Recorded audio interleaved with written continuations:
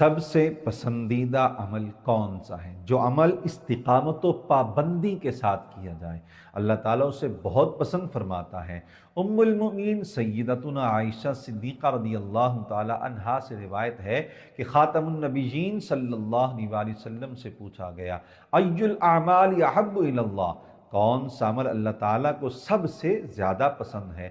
حضور اقدس صلی اللہ علیہ وسلم نے ارشاد فرمایا، ادومھا وان قل، یعنی بارگاہ رب العزت میں سب سے پیارا عمل وہ ہے جسے تسلسل کے ساتھ کیا جائے، اگرچہ تھوڑا ہی ہو، یعنی استقامت کے ساتھ کیا جانے والا تھوڑا عمل بغیر استقامت کے کیے جانے والے زیادہ عمل سے بہتر اور محبوب تر ہے۔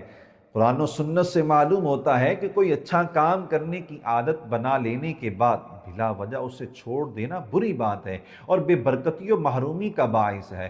سرور عالم صلی اللہ علیہ وسلم سے سیدنا عبداللہ بن عمر رضی اللہ تعالی عنہما کو نصیحت کرتے ہوئے فرمایا، یا عبداللہ لا تکن مثل فلان کان یقوم اللیل فترک قیام اللیل، یعنی اے عبداللہ فلاں شخص کی طرح نہ ہو جانا جو رات میں قیام یعنی تہجد ادا کرتا تھا، پھر اس نے سستی کی وجہ سے قیام اللیل کو چھوڑ دیا۔ استقامت سے متعلق ہماری حالت یہ ہے کہ کوئی خیر کا کام نصیب ہو تو بھی اس کی پابندی نہیں کر پاتے، چند دن کرتے ہیں پھر چھوڑ دیتے ہیں۔ اس بات پر غور کرنا چاہیے کہ انسان ہر روز، پورا ہفتہ، سال بھر کے زندگی کے ہر لمحہ میں اللہ تعالیٰ کی اتنی نعمتیں پاتا ہے کہ انہیں شمار کرنا تو درکنار، ان کا صحیح طریقے سے ادراک کرنا بھی انسان کے بس میں نہیں۔